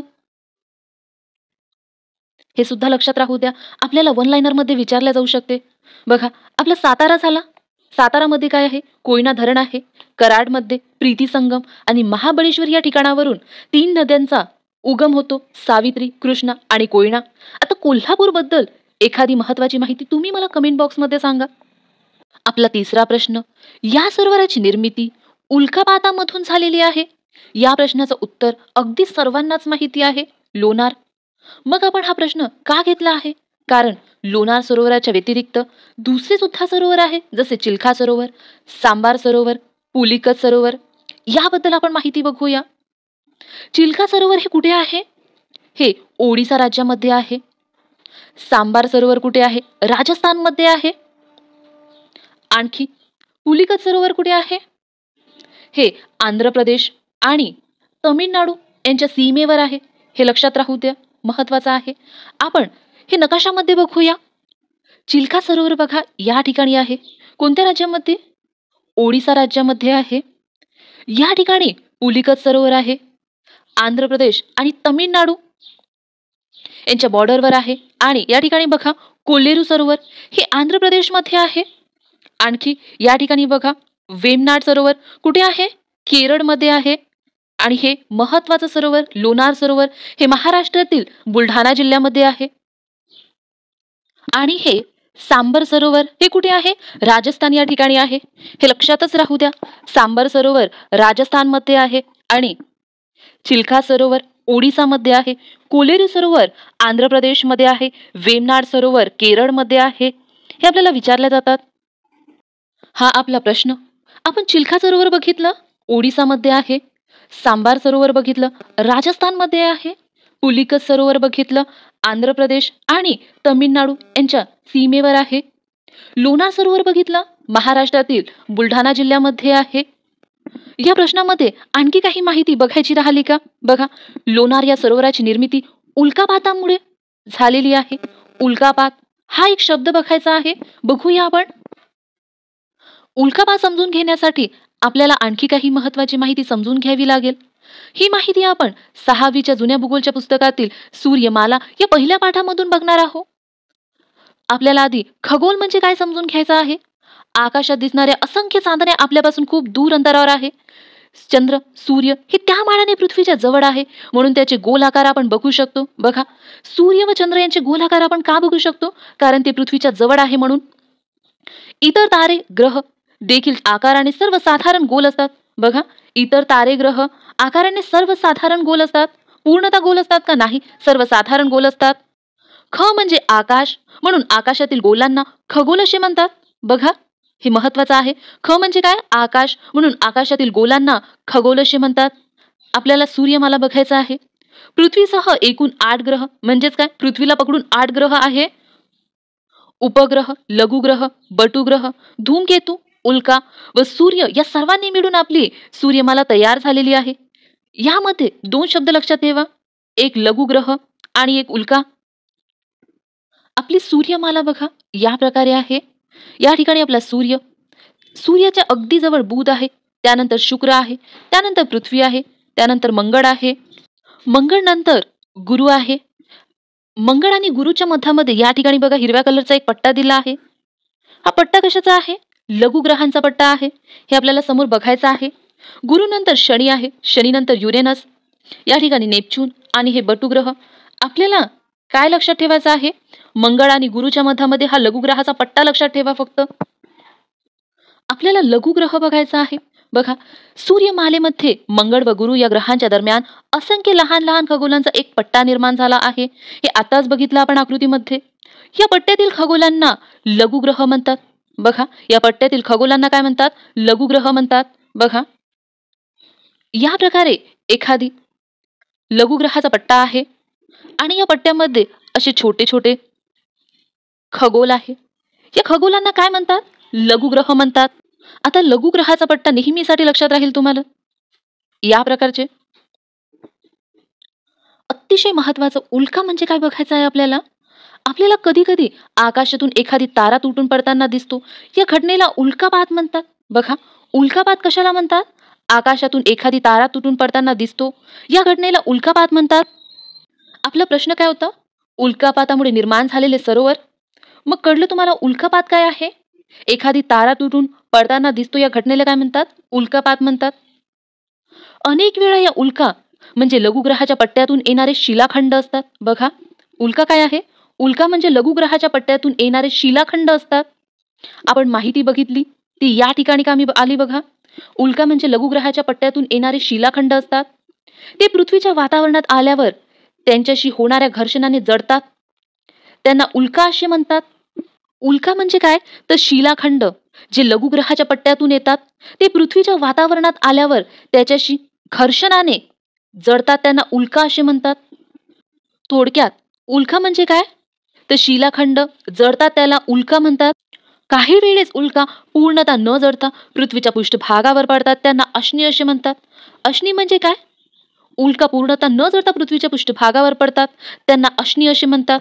महाराष्ट्रातील लोणार सरोवर अशाच अश्नी आघाताने तयार झाले आहे. मिळालं आपल्या प्रश्नाचं उत्तर. लोणार सरोवर कशामुळे तयार झालं आहे? अश्नी आघाताने. आणि अश्नी म्हणजे काय? तर उल्का पूर्ण न जडता पृथ्वीच्या पृष्ठभागावर पडतात. त्यांना अश्नी म्हणतात. या ठिकाणी आपल्याला काय लक्षात ठेवायचं आहे? उल्कापात म्हणजे काय हे एक लक्षात राहू द्या. आकाशातून एखादी तारा तुटून पडताना दिसतो या घटनेला उल्कापात म्हणतात. आणखी उल्का म्हणजे काय हे लक्षात राहू द्या. उल्का म्हणजे काय? तर लघुग्रहाच्या पट्ट्यातून येणारे शिलाखंड जे पृथ्वीच्या वातावरणात आल्यावर त्याच्याशी होणाऱ्या घर्षणाने जळतात. त्यांना उल्का म्हणतात. हे लक्षातच राहू द्या. आणखी काय लक्षात ठेवायचं आहे? अश्नी म्हणजे काय? तर उल्का पूर्णतः न जळता पृथ्वीच्या पृष्ठभागावर पडतात. त्यांना अश्नी म्हणतात. हे एक लक्षात घ्या. आणि लोणार सरोवर कशामुळे तयार झाला आहे? अश्नी आघाताने तयार झाला आहे. या ठिकाणी आपला हा प्रश्न पूर्ण झाला. या खालीलपैकी कोणती नदी पश्चिम वाहिनी नदी नाही? आपलं उत्तर आहे ऑप्शन 3 कोयना. कोयना ही नदी पश्चिम वाहिनी नदी नाही. या प्रश्नावरून आणखी आपल्याला एक माहिती समजते.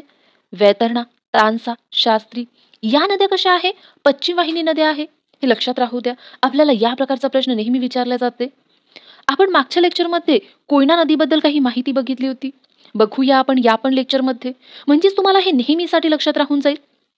कोयना नदीचा उगम कुठे झाला आहे? या प्रकारे आपला सह्याद्री आहे. या ठिकाणी महाबळेश्वर आहे. महाबळेश्वर या ठिकाणावरून कोयना नदीचा उगम झाला आहे. आणि महाबळेश्वर याच ठिकाणावरून आणखी एका नदीचा उगम झाला आहे. कोणत्या? कृष्णा नदीचा उगम झाला आहे. हे लक्षातच राहू द्या. आणि समोर जाऊन कोयना नदी कृष्णा नदीला मिळते. या प्रकारे या ठिकाणाला काही नाव आहे. काय? कराड. आणि या ठिकाणी कृष्णा आणि कोयना नदीचा संगम होतो. या संगमाला सुद्धा काही नाव आहे. काय नाव आहे? या संगमाला प्रीती संगम म्हणते. हे सुद्धा विचारले गेले आहे. लक्षात राहू द्या.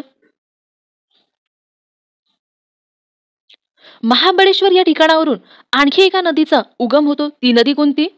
सावित्री, जी पश्चिमेला वाहत जाते. हे लक्षात घ्या. आणि कोयना धरण कोणत्या जिल्ह्यामध्ये आहे? सातारा जिल्ह्यामध्ये आहे. हे सुद्धा आपल्याला विचारलं गेलं आहे, म्हणून लक्षात राहू द्या. समोरचा प्रश्न बघूया. महाराष्ट्रातील सर्वात जास्त लांबीची नदी कोणती? आपलं उत्तर आहे ऑप्शन 2 गोदावरी. महाराष्ट्रातील सर्वात जास्त लांबीची नदी गोदावरी आहे. आपण गोदावरी नदीबद्दल आणखी काही माहिती बघूया.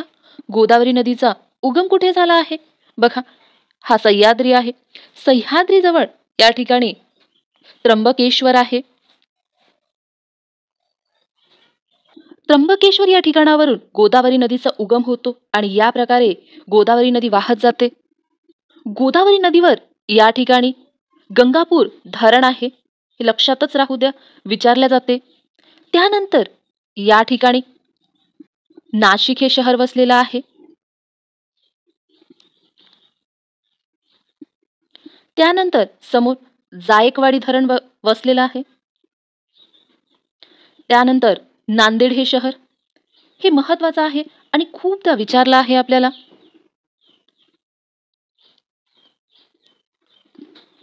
त्यानंतर या ठिकाणी विष्णुपुरी धरण, हे सुद्धा लक्षात राहू द्या. वर्धा नदीबद्दल बघूया. वर्धा नदीचा उगम कुठे झाला आहे? मध्य प्रदेशातील बैतूल या जिल्ह्यामध्ये. बैतूल या जिल्ह्यातील मुलताई या ठिकाणी झाला आहे बघा. आणि या ठिकाणावरून या प्रकारे वर्धा नदी वाहत येते. त्यानंतर या ठिकाणावरून पेनगंगा ही नदी वर्धा नदीला मिळाली. समोर जाऊन या ठिकाणावरून वेनगंगा ही नदी वर्धा नदीला मिळाली आणि या संगमाला काय नाव आलं? प्राणहिता. आणि हा संगम ही प्राणहिता नदी गोदावरी नदीला येऊन मिळाली.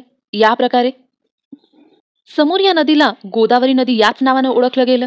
आपण आता भीमा नदी आणि कृष्णा नदीबद्दल बघूया. कृष्णा नदीचा उगम कुठे झाला आहे? सह्याद्री पर्वत या ठिकाणी महाबळेश्वर आहे.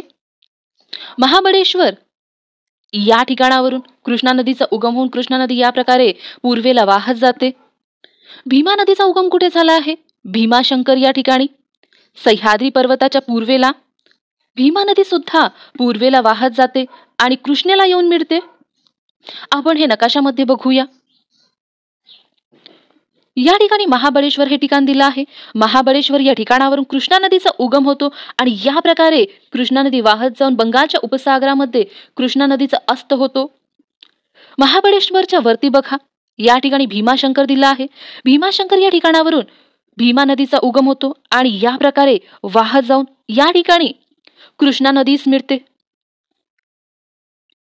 कृष्णा नदीच्या वरती बघा, या ठिकाणी त्र्यंबकेश्वर हे ठिकाण दिलं आहे आणि त्र्यंबकेश्वर या ठिकाणावरून गोदावरी नदीचा उगम होतो. गोदावरी नदी या प्रकारे वाहत जाऊन बंगालच्या उपसागरामध्ये गोदावरी नदीचा अस्त होतो. आणि बघा, वरती मुलताई हे ठिकाण दिलं आहे. मुलताई हे ठिकाण कुठे आहे? मध्य प्रदेश या ठिकाणी आहे. या ठिकाणावरून दोन नद्याचा उगम होतो. कोणता? एक तापी नदी जी पश्चिम वाहिनी नदी आहे आणि एक वर्धा नदीचा उगम होतो. वर्धा नदी या प्रकारे वाहत गेल्यानंतर या ठिकाणावरून पेनगंगा हे नदी मिळते वर्धा नदीला आणि समोर जाऊन या ठिकाणावरून बघा वेनगंगा हे नदी मिळते. वर्धा नदीच्या प्रवाहाला समोर चालून प्राणहिता नाव पडते. या ठिकाणी दिलं आहे बघा. आणि ही प्राणहिता नदी गोदावरी या ठिकाणी येऊन मिळते. या नदीला गोदावरी नदी याच नावाने ओळखल्या जाते आणि या ठिकाणी आंध्र प्रदेश या ठिकाणी गोदावरीचा अस्त होतो. या ठिकाणी आपला हा प्रश्न संपतो. क्षेत्रफळाच्या दृष्टीने भारतातील सर्वात मोठे राज्य कोणते? आपले उत्तर आहे मध्य प्रदेश. आहे का? नाही. का? कारण मध्य प्रदेशमधून जेव्हा छत्तीसगड वेगळा झाला तेव्हा मध्य प्रदेशचा नंबर गेला आणि आता राजस्थान आहे क्षेत्रफळाच्या दृष्टीने भारतातील सर्वात मोठं राज्य. हे चारही राज्य काही वैशिष्ट्यामुळे भारतातील सर्वात मोठं राज्य आहे. कोणते वैशिष्ट्य? तर बघा, लोकसंख्येच्या दृष्टीने भारतातील सर्वात मोठं राज्य कोणतं? उत्तर प्रदेश. हे लक्षात राहू द्या. लोकसंख्येच्या बाबतीत भारतातील सर्वात मोठं राज्य कोणतं? उत्तर प्रदेश. शहरीकरणासाठी भारतातील सर्वात मोठं राज्य कोणतं? तमिळनाडू. आणि जंगलाबाबत भारतातील सर्वात मोठं राज्य कोणतं? मध्य प्रदेश. जमलं का? चारही ऑप्शन. जंगलासाठी भारतातील सर्वात मोठं राज्य मध्य प्रदेश, क्षेत्रफळाच्या दृष्टीने भारतातील सर्वात मोठं राज्य राजस्थान आणि शहरीकरणासाठी सर्वात मोठं राज्य तमिळनाडू आणि लोकसंख्येबाबत उत्तर प्रदेश. समोरचा प्रश्न बघूया. कलम 280 हे खालीलपैकी कशाशी संबंधित आहे? आपले उत्तर आहे ऑप्शन 4. वित्त आयोगासाठी 280 हे कलम आहे. भारताचा महान्यायवादी यासाठी कोणतं कलम आहे? 76. राष्ट्रपतीसाठी काय आहे? 52. आणि पंतप्रधानासाठी 74 हे कलम आहे. खालीलपैकी विसंगत घटक ओळखायचा आहे आपल्याला. आपले पर्याय आहे गंगापूर गोदावरी, कोयना कृष्णा, गोसीखुर्द वैनगंगा, उजनी भीमा. आपलं उत्तर आहे ऑप्शन 2 कोयना कृष्णा हे विसंगत घटक आहे. का? कारण बघा, गंगापूर धरण गोदावरी नदीवर आहे, गोसीखुर्द धरण वैनगंगा नदीवर आहे, उजनी धरण भीमा नदीवर आहे, पण कोयना धरण कृष्णा नदीवर आहे का? नाही. मग हे कोयना नदीवरच आहे, हे लक्षात राहू द्या. कोयना आणि कृष्णा नदीबद्दल आपण बघूया. कोयना आणि कृष्णा नदीचा उगम कुठे झाला आहे? या प्रकारे सह्याद्री पर्वत आहे. सह्याद्री पर्वत या ठिकाणी महाबळेश्वर आहे. महाबळेश्वर या ठिकाणावरून कृष्णा नदीचा उगम होतो आणि या प्रकारे पूर्वेला वाहत जाते.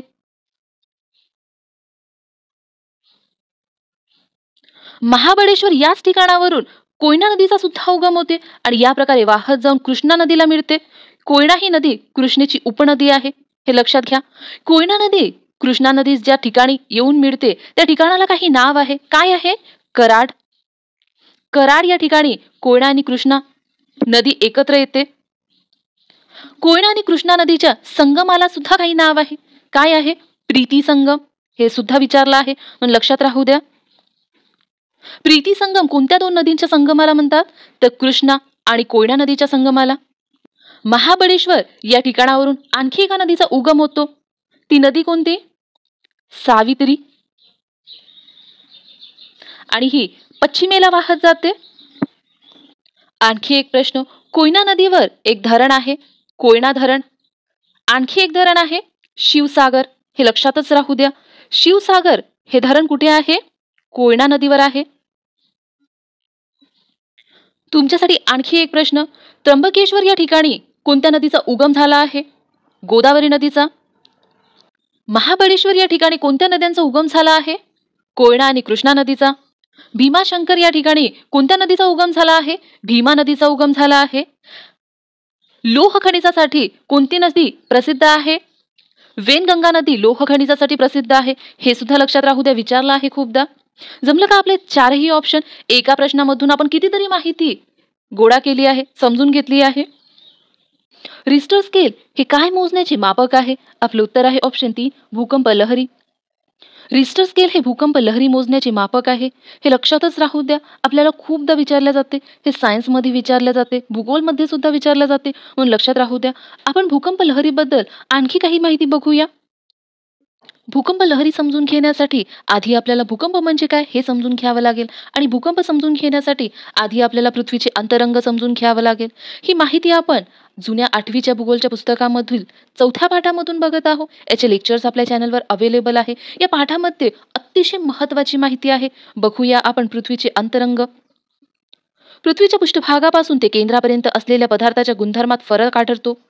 त्यानुसार पृथ्वीच्या अंतरंगाचे भूकवच, प्रावरण व गाभा असे 3 भाग मानले जातात. बघा, पृथ्वीच्या अंतरंगाचे किती भाग मानले जातात? 3 भाग मानले जातात. कोणते? भूकवच, प्रावरण आणि गाभा असे 3 भाग मानले जातात.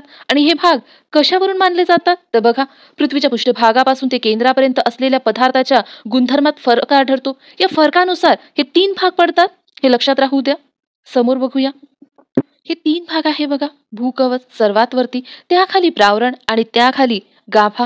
गाभ्याचे 2 भाग पडतात, एक बाह्य गाभा आणि एक अंतर्गाभा. पृथ्वीच्या अंतरंगाबद्दल माहिती बघूया. पृथ्वीच्या अंतरंगाचे 3 भाग मानले जातात, भूकवच, प्रावरण आणि गाभा. भूकवचाचे 2 भाग पडतात. कोणते 2 भाग? सियाल व सायमा. आपण सियाल बद्दल माहिती बघूया. भूकवचाच्या वरच्या भागाला सियाल असे म्हणतात. या थरातील खडकामध्ये प्रामुख्याने सिलिका व ॲल्युमिनियमचे प्रमाण अधिक आढळते. बघा, यावर आपल्याला प्रश्न विचारला जाते की सियाल या थरामध्ये कोणते मूलद्रव्य प्रामुख्याने अधिक आढळते? तर आपलं उत्तर असेल सिलिका व ॲल्युमिनियम. ही मूलद्रव्ये वजनाने हलकी असल्याने भूकवचाच्या वरच्या भागात आढळतात. म्हणजेच काय? भूकवचाच्या वरच्या भागात मूलद्रव्य कशी आहे? हलकी आहे. आता सायमाबद्दल माहिती बघूया. सियालच्या खालील थरास सायमा असे म्हणतात. बहुतांश सागरतळ या थराने बनलेले आहे. या थरातील खडक सिलिका व मॅग्नेशियमच्या संयुगाने बनलेले आहेत. हा थर वजनाने सियालपेक्षा जड आहे. म्हणजेच बघा, भूकवचाचा वरचा भाग कसा आहे? वजनाने हलका आणि त्याच्या खालचा भाग वजनाने थोडा जड आहे. फरक आढळला पदार्थांमध्ये. समोर बघूया प्रावरणाबद्दल माहिती. प्रावरणाबद्दल माहिती बघूया. प्रावरण लोह मॅग्नेशियम यांच्या संयुगाने तयार झालेला आहे. हे सुद्धा लक्षात राहू द्या. प्रावरणामध्ये 100 ते 200 किलोमीटरच्या भागात उष्णतेमुळे खडक वितळतात. हे अतिशय महत्त्वाचं आहे. यावर आपल्याला प्रश्न विचारला जाऊ शकते की खडक कोणत्या थरामध्ये वितळतात? ते तुम्हाला माहिती हवं. प्रावरणामध्ये 100 ते 200 किलोमीटरच्या भागात उष्णतेमुळे खडक वितळतात. बघा, कशामुळे वितळतात? उष्णतेमुळे वितळतात. येथे निर्माण होणाऱ्या शिलारसामुळे या भागात शिलारस कोटी तयार होतात. बघा, शिलारस कोटी कुठे तयार होते? प्रावरणामध्ये. ज्वालामुखी क्रियेतून भूपृष्ठावर येणारा लावारस येथे निर्माण होतो. हे यावर सुद्धा तुम्हाला विचारले जाऊ शकते की लावारस कुठे निर्माण होतो? प्रावरणामध्ये निर्माण होतो. गाभ्याबद्दल माहिती बघूया. या थराचे बाह्य भाग व अंतर्भाग असे 2 भाग पडतात. बाह्य भाग द्रवरूप तर अंतर्भाग घनरूप आहे. बघा, पदार्थामध्ये फरक आढळला का? गाभ्यामध्ये सुद्धा 2 भाग असते आणि बाह्य भाग द्रवरूप आहे आणि अंतर्भाग घनरूप आहे. बघा, हा भूकवच आहे. या ठिकाणी मूलद्रव्य कशी आहे? आधी वजनाने हलकी मूलद्रव्य आहे, त्यानंतर जड मूलद्रव्य आहे आणि हा प्रावरण यामध्ये कसा आहे? लावारस तयार होते म्हणजेच द्रव असेल आणि बाह्य गाभ्यामध्ये सुद्धा द्रव आहे आणि अंतर्गाभ्यामध्ये घनरूप. हे बघितलं आहे आपण. पृथ्वीच्या पृष्ठभागापासून केंद्रापर्यंत होत जाणारे बदल. बघा, या ठिकाणी काय म्हणताय? पृथ्वीच्या पृष्ठभागापासून केंद्रापर्यंत होत जाणारे बदल. हे बदल का होतात? कारण बघा, हे द्रव आणि घन पदार्थ आहे. या प्रकारे पदार्थामध्ये फरक आहे, त्यामुळे पृथ्वीच्या पृष्ठभागापासून केंद्रापर्यंत बदल होत जातात. हे महत्त्वाचं लक्षातच राहू द्या. समोर बघूया. पृथ्वीच्या पृष्ठभागाकडून केंद्राकडे जाताना अंतर्गत भागात काही बदल होतात. ते पुढील प्रमाणे आहे. पृथ्वी थंड होण्याची प्रक्रिया पृष्ठभागापासून सुरू झाली. अंतर्गत भागात तापमान जास्त असते, त्यामुळे गाभ्याकडे जाताना तापमानात वाढ होते. बघा, यावर प्रश्न विचारला आहे आपल्याला. गाभ्याकडे जाताना तापमानात वाढ होते की घट होते? या प्रकारचा प्रश्न आपल्याला राज्यसेवेमध्ये विचारला आहे, म्हणून लक्षातच राहू द्या. बघा, या ठिकाणी थंड वातावरण असते, तर गाभ्याकडे जाताना तापमान कसं वाढत जाते. ही वाढ साधारणतः दर 32 मीटरला 1 सेल्सिअस अशी असते. यावर सुद्धा प्रश्न विचारला आहे की गाभ्याकडे जाताना दर 32 मीटरला किती सेल्सिअस तापमान वाढ होते? 1 सेल्सिअस तापमान वाढ होते. म्हणजेच पृष्ठभाग जरी थंड असला तरीही पृथ्वीचा गाभा अत्यंत तप्त स्वरूपाचा आहे. पृथ्वीच्या केंद्राजवळ तापमान सुमारे 5000 अंश सेल्सिअस आढळते. पृथ्वीच्या अंतरंगातील थरामध्ये तापमान, घनता, पदार्थाचे द्रव व घनरूप यामध्ये फरक असतो, त्यामुळे तेथे अनेक प्रकारच्या हालचाली होत असतात. बघा, हे महत्त्वाचं आहे आपल्यासाठी. पृथ्वीच्या अंतरंगात म्हणजेच पृथ्वीच्या आतमध्ये हालचाली का होत असतात? पृथ्वीच्या अंतरंगातील थरामध्ये तापमान, घनता, पदार्थाचे द्रव व घनरूप यामध्ये फरक असतो, त्यामुळे तेथे अनेक प्रकारच्या हालचाली होत असतात. हे लक्षातच राहू द्या. हालचाली म्हणजेच काय? भूकंप, ज्वालामुखी, म्हणून हे लक्षात घ्या. हालचाली का होत असतात? भूकंपाबद्दल माहिती बघूया. भूपृष्ठाखाली होणाऱ्या हालचालीमुळे भूकवचावर प्रचंड ताण निर्माण होत असतो. बघा, भूपृष्ठाखाली हालचाली कशामुळे होतात? तापमानमुळे, घनतामुळे, द्रव व घन पदार्थातील फरकांमुळे होतो. हे आत्ताच बघितलं आपण. भूपृष्ठाखाली होणाऱ्या हालचालीमुळे भूकवचावर प्रचंड ताण निर्माण होत असतो. ताण विशिष्ट मर्यादेपलीकडे गेल्यावर तेथील ऊर्जेचे उत्सर्जन होते. या ऊर्जा लहरींमुळे भूपृष्ठ हादरते. यालाच आपण भूकंप असे म्हणतो. या ठिकाणी भूपृष्ठाखाली काही हालचाली होत आहे. हालचाली कशामुळे होत आहे? तापमानामुळे, घनतामुळे आणि पदार्थातील द्रव व घनरूप फरकांमुळे हालचाली होत आहे. या हालचालींमुळे भूकवचावर प्रचंड ताण निर्माण होत आहे. ताण विशिष्ट मर्यादेपलीकडे गेल्यावर तेथील ऊर्जेचे उत्सर्जन होते. या ठिकाणी बघा, ऊर्जेचे उत्सर्जन होते. या ऊर्जा लहरींमुळे भूपृष्ठ हादरते. बघा, या ठिकाणी भूपृष्ठ हादरलेला दिसत आहे तुम्हाला. यालाच आपण काय म्हणतो? भूकंप असे म्हणतो. या ऊर्जा लहरींनाच आपण काय म्हणतो? भूकंप लहरी म्हणतो. या ठिकाणी दाखवला आहे बघा, प्राथमिक लहरी, भूपृष्ठ लहरी आणि दुय्यम लहरी. भूकंप होण्याची कारणे बघूया. भूपट्टांची हालचाल होणे ते सरकणे, भूपट्टांचे एकमेकावर आदळणे किंवा एकमेकांच्या खाली जाणे, ज्वालामुखीचे उद्रेक होणे, भूपृष्ठाखाली खडकात विभंग निर्माण होणे इत्यादी कारणामुळे भूकंप घडून येतात. भूकंपाची तीव्रता रिस्टर या एककात भूकंप मापन यंत्राद्वारे मोजतात. बघा, आपला प्रश्न मिळाला का? बघा, या ठिकाणी भूकंप मापन यंत्र दाखवला आहे. भूकंप होताना भूपृष्ठाखाली ज्या ठिकाणी ऊर्जा मोकळी होते त्या ठिकाणास भूकंपाची नाभी म्हणतात. अतिशय महत्वाचा आहे. यावर सुद्धा राज्यसेवेमध्ये प्रश्न विचारला आहे की भूकंप होताना भूपृष्ठाखाली ज्या ठिकाणी ऊर्जा मोकळी होते त्या ठिकाणास काय म्हणतात? भूकंपाची नाभी म्हणतात. या आकृतीमध्ये बघा, या ठिकाणी ऊर्जा मोकळी झाली आहे आणि या ठिकाणाला काय म्हटलं आहे? भूकंप नाभी म्हटलं आहे. हे लक्षातच राहू द्या, महत्वाचं आहे. भूकंप होताना भूपृष्ठाखाली ज्या ठिकाणी ऊर्जा मोकळी होते त्या ठिकाणास भूकंपाची नाभी असे म्हणतात. भूकंप नाभीकडून सर्व दिशेने विविध लहरींच्या रूपात ऊर्जेचे उत्सर्जन भूपृष्ठाकडे होते. भूकंप नाभीपासून भूपृष्ठावरील सर्वात जवळच्या भागात भूकंपाचे अपिकेंद्र असते. अतिशय महत्वाचा आहे हा शब्द. हे आपल्याला आणखी विचारला एका प्रश्नामध्ये. भूकंप नाभीपासून भूपृष्ठावरील सर्वात जवळच्या भागात भूकंपाचे अपिकेंद्र असते. हे बघूया आपण. या आकृतीमध्ये बघा, हे सर्वात जवळचं पॉइंट आहे आणि याला काय म्हणतात? भूकंप नाभी, भूकंप अपिकेंद्र म्हणतात.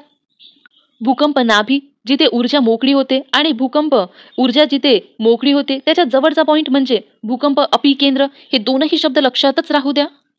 भूकंप लहरीचे प्राथमिक, दुय्यम व भूपृष्ठ लहरी असे 3 प्रकार पडतात. बघा, भूकंप लहरीच बघायचं होतं आपल्याला. प्राथमिक लहरीची माहिती दिली आहे, बघूया आपण. भूगर्भात ऊर्जेचे उत्सर्जन झाल्यावर या लहरी सर्वप्रथम भूपृष्ठावर पोहोचतात. बघा, आपल्याला या प्रकारचा प्रश्न असू शकते की भूगर्भात ऊर्जेचे उत्सर्जन झाल्यावर भूपृष्ठावर सर्वात प्रथम कोणत्या लहरी पोहोचतात? प्राथमिक लहरी पोहोचतात. भूकंप नाभीपासून पृथ्वीच्या त्रिज्येच्या रेषेत सर्व दिशांनी भूपृष्ठाखाली अत्यंत वेगाने येणाऱ्या या लहरींना प्राथमिक लहरी म्हणतात. हे सुद्धा लक्षात राहू द्या. अत्यंत वेगाने येणाऱ्या लहरी कोणत्या? प्राथमिक लहरी. या लहरींमुळे खडकातील कणांची हालचाल लहरीच्या दिशेने मागे पुढे होते. दुय्यम लहरी बघूया. प्राथमिक लहरीनंतरच्या भूपृष्ठावर पोहोचणाऱ्या लहरींना दुय्यम लहरी म्हणतात. हे सुद्धा लक्षात राहू द्या. या लहरी नाभी केंद्रापासून चहूबाजूंना पसरतात. या लहरींमुळे खडकातील कणांची हालचाल वर खाली म्हणजेच लहरीच्या दिशेने लंबरूप होतात. त्यामुळे या लहरी विध्वंसक स्वरूपाच्या असतात. हे लक्षात राहू द्या. विध्वंसक स्वरूपाच्या लहरी कोणत्या? दुय्यम लहरी. भूपृष्ठ लहरी बघूया. प्राथमिक व दुय्यम लहरी भूपृष्ठावर पोहोचल्यानंतर त्याचा परिणाम भूपृष्ठावर होतो व भूपृष्ठाखाली नवीन लहरी निर्माण होते. बघा, हे अत्यंत महत्वाचं आहे. भूकंप लहरी म्हणजे काय किंवा कशा निर्माण होतात? तर बघा, प्राथमिक व दुय्यम लहरी भूपृष्ठावर पोहोचल्यावर त्याचा परिणाम भूपृष्ठावर होतो व भूपृष्ठावर नवीन लहरी निर्माण होतात. या लहरी परिघाच्या दिशेने पसरतात. या लहरींमुळे खडकातील कणांची हालचाल वर खाली किंवा वाकडी तिकडी होते. त्यामुळे या लहरी जास्त विध्वंसक आहे. बघा, भूपृष्ठ लहरी जास्त विध्वंसक आहे. हे एक लक्षात राहू द्या. प्राथमिक लहरीबद्दल आपल्याला काय लक्षात ठेवायचं आहे? तर प्राथमिक लहरी सर्वप्रथम भूपृष्ठावर पोहोचतात. हे एक लक्षात राहू द्या. त्यानंतर भूपृष्ठाकडे अत्यंत वेगाने येणाऱ्या लहरी, हे एक लक्षात राहू द्या. आणि दुय्यम लहरीबद्दल काय लक्षात ठेवा? तर या प्राथमिक लहरीच्या नंतर भूपृष्ठावर येतात आणि ह्या विध्वंसक आहे. आणि भूपृष्ठ लहरीबद्दल काय? तर या जास्त विध्वंसक आहे. त्या वर खाली या प्रकारे येतात, यांची हालचाल होते. आपण हे आकृतीमध्ये बघूया. अतिशय महत्वाची माहिती आहे. यावर आपल्याला प्रश्न विचारला आहे. लक्ष देऊन बघा. भूकंपाच्या प्राथमिक लहरी पृथ्वीच्या अंतर्गत भागातील सर्व थरातून प्रवेश करू शकतात. मात्र या लहरींच्या प्रवासाची दिशा गाभ्यातून जाताना बदलते. बघा, हे लक्षातच राहू द्या. भूकंपाच्या प्राथमिक लहरी पृथ्वीच्या अंतर्गत भागातील सर्व थरातून प्रवेश करू शकतात. मात्र या लहरींच्या प्रवासाची दिशा गाभ्यातून जाताना बदलते. बघा, या ठिकाणी प्राथमिक लहरी दिल्या आहे आणि या ठिकाणाहून निघाल्यावर गाभ्यातून बघा याची थोडीशी दिशा बदलली आहे. या प्रकारे दुय्यम लहरी द्रवरूप माध्यमातून प्रवेश करू शकत नाही. गाभ्याचा बाह्य भाग द्रवरूप असल्याने या लहरी गाभ्यातून प्रवास करू शकत नाही. बघा, या ठिकाणी दुय्यम लहरी आहे आणि हा बाह्य गाभा द्रवरूप असतो.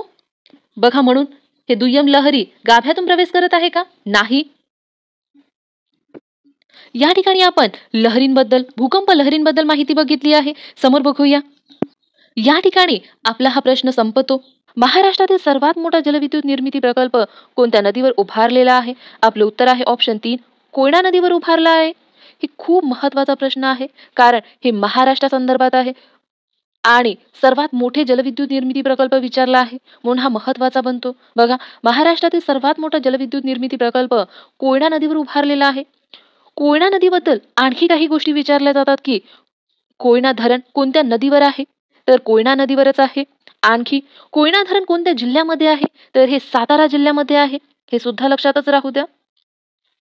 आणखी कोयना नदीबद्दल बघावं तर कोयना नदीचा उगम कुठे झाला आहे? सह्याद्री पर्वतातील महाबळेश्वर या ठिकाणी.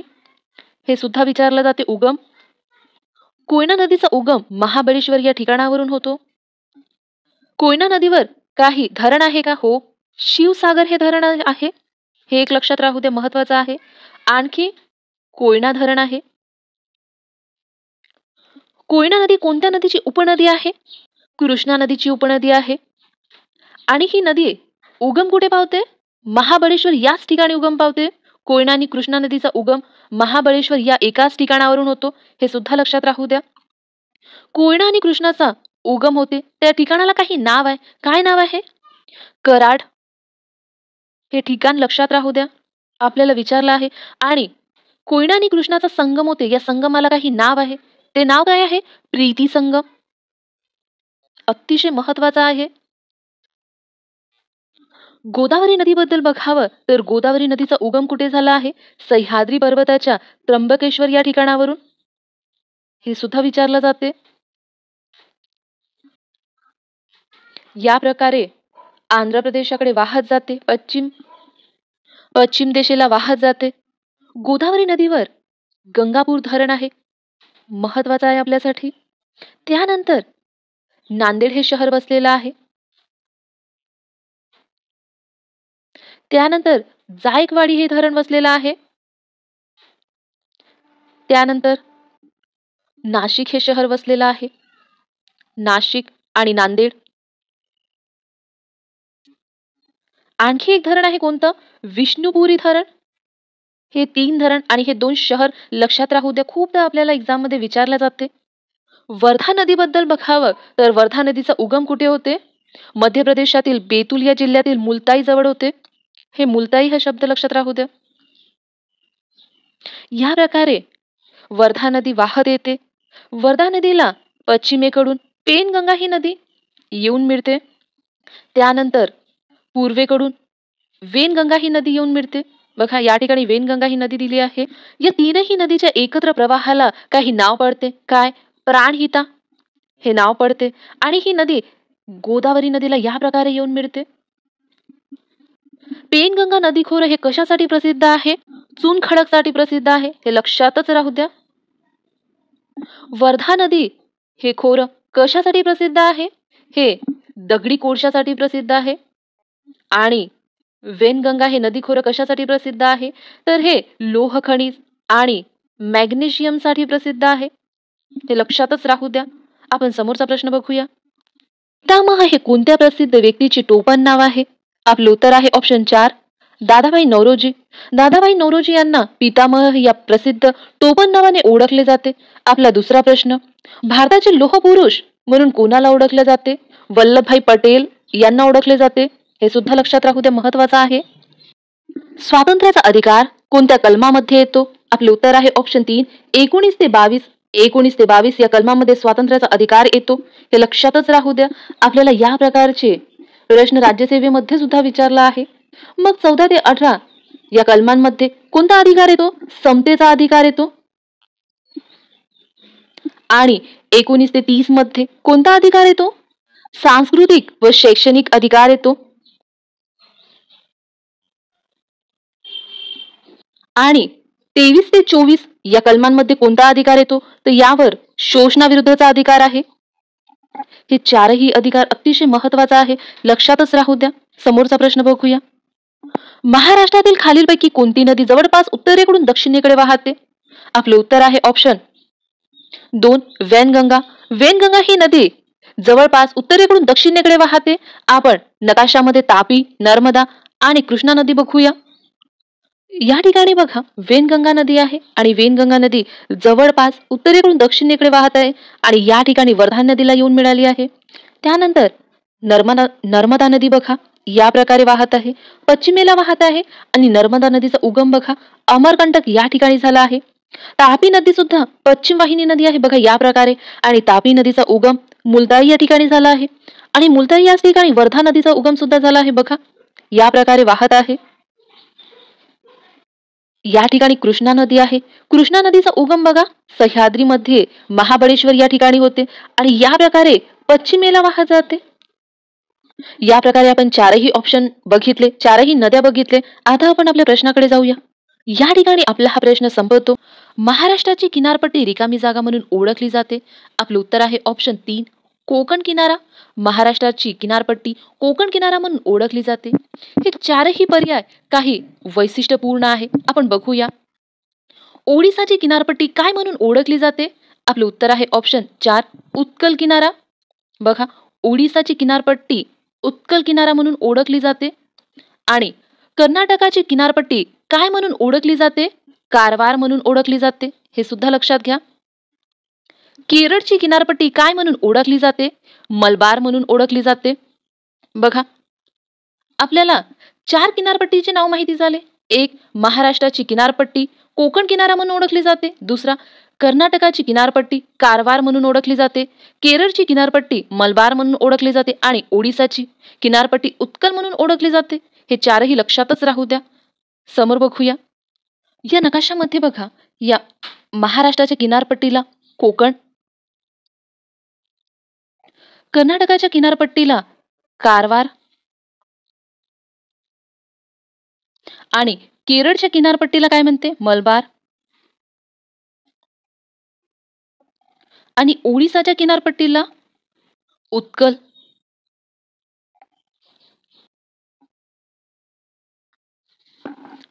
आंध्र प्रदेश आणि तमिळच्या किनारपट्टीला काही म्हणते का? हे तुम्ही मला कमेंट करून सांगा. बांदीपूर राष्ट्रीय उद्यान कोणत्या राज्यामध्ये आहे? आपले उत्तर आहे ऑप्शन 2, कर्नाटक या राज्यामध्ये आहे. मग बांधवगड राष्ट्रीय उद्यान कुठे आहे? तर हे मध्य प्रदेश या ठिकाणी आहे. आपल्याला या दोनही राष्ट्रीय उद्यानांमध्ये फसवल्या जाते, कारण हे मिळतं जुळतं आहे. बांदीपूर आणि बांधवगड आपण कन्फ्यूज होतो, म्हणून आयोग आपल्याला या शब्दामध्ये फसवल्या जाते. म्हणून लक्षातच राहू द्या, बांदीपूर राष्ट्रीय उद्यान कर्नाटकमध्ये आहे, तर बांधवगड मध्य प्रदेश या राज्यामध्ये आहे. आणखी दुसरा प्रश्न तुमच्यासाठी, सिमलीपाल राष्ट्रीय उद्यान कुठे आहे? तर हे ओडिसामध्ये आहे. समोरचा प्रश्न बघूया. उजनी हे धरण कोणत्या नदीवर आहे? आपले उत्तर आहे ऑप्शन 1, भीमा नदीवर आहे. उजनी हे धरण भीमा नदीवर आहे. भीमा नदीचा उगम कुठे झाला आहे? भीमाशंकर. आणि गोदावरीचा उगम कुठे झाला आहे? हे त्र्यंबकेश्वर या ठिकाणी झाला आहे. आणि गोदावरी नदीचा अस्त कुठे झाला आहे? तर आंध्र प्रदेशातील राजमुंद्री येथील राजमुंद्री. हे लक्षातच राहू द्या, हे महत्वाचं ठिकाण आहे. पेनगंगा नदी कशासाठी प्रसिद्ध आहे? चून खडकसाठी. आणि तापी नदीचा उगम कुठे झाला आहे? मध्य प्रदेशातील बेतूल जिल्ह्यातील मुलताई या ठिकाणी. हे लक्षातच ठेवा. भीमा नदीचा उगम कुठे झाला? भीमाशंकर. गोदावरी नदीचा त्र्यंबकेश्वर आणि तापी नदीचा मुलताई जवळ. आणि चून खडकसाठी कोणतं नदी खोरं प्रसिद्ध आहे? पेनगंगा. समोरचा प्रश्न बघूया. नियोजन आयोगाचा पदसिद्ध अध्यक्ष कोण असतो? आपलं उत्तर आहे ऑप्शन 3, पंतप्रधान असतो. पंतप्रधानाचा कलम काय आहे? 74 आहे. राष्ट्रपतीचा कलम काय आहे? 52 आहे. आणि उपराष्ट्रपतीचा 63 आहे. 63व्या कलमामध्ये उपराष्ट्रपती पदाची तरतूद केली आहे. हे तीनही कलम लक्षातच राहू द्या. समोरचा प्रश्न बघूया. खालीलपैकी कोणती नदी बंगालच्या उपसागरात मिळत नाही? आपले उत्तर आहे ऑप्शन 1, नर्मदा. नर्मदा ही नदी बंगालच्या उपसागरात मिळत नाही, तर ही अरबी समुद्रात मिळते. हे लक्षात घ्या. आपण नकाशामध्ये बघूया. आधी नर्मदा नदीचा उगम कुठे झाला आहे बघूया. कुठे झाला आहे? तर हे अमरकंटक मध्ये झाला आहे. कृष्णा नदीचा उगम कुठे झाला आहे? महाबळेश्वर या ठिकाणी झाला आहे. आणि गोदावरी नदीचा उगम त्र्यंबकेश्वर या ठिकाणी झाला आहे. आपण नकाशामध्ये बघूया. या नकाशामध्ये बघा, अमरकंटक या ठिकाणी नर्मदा नदीचा उगम होऊन या प्रकारे पश्चिमेला वाहत जाऊन अरबी समुद्रामध्ये मिळते.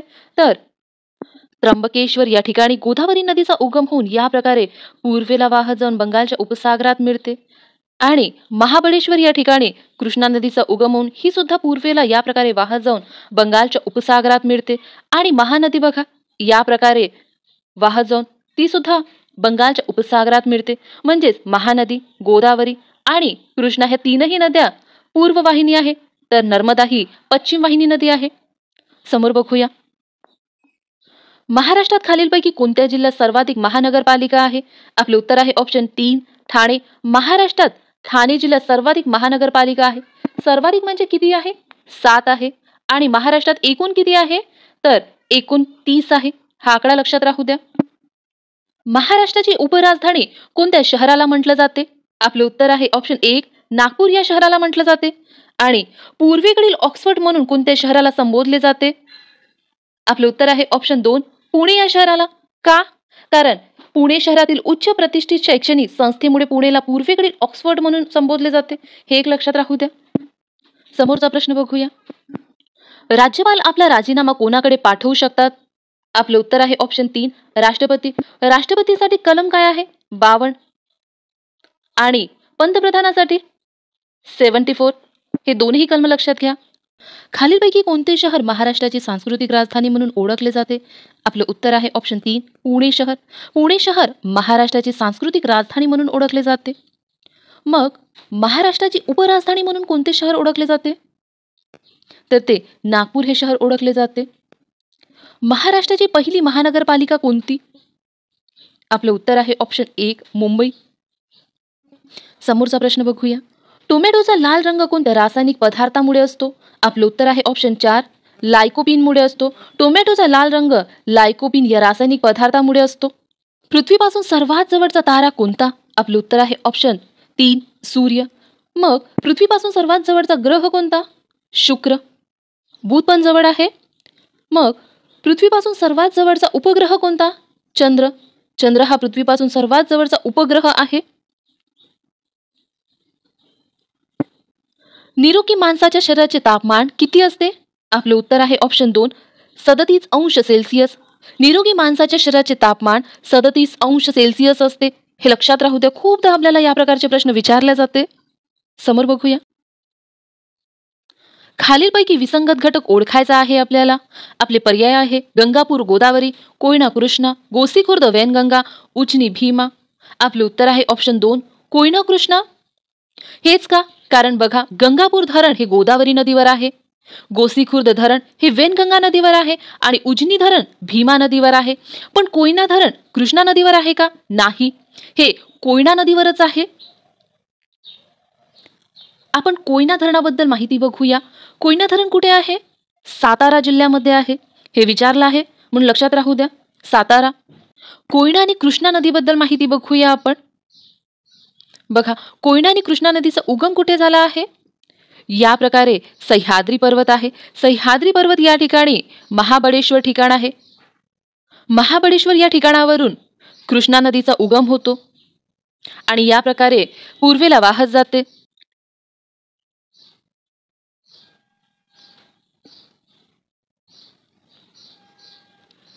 महाबळेश्वर या ठिकाणावरूनच आणखी एका नदीचा उगम होतो, ती आहे कोयना.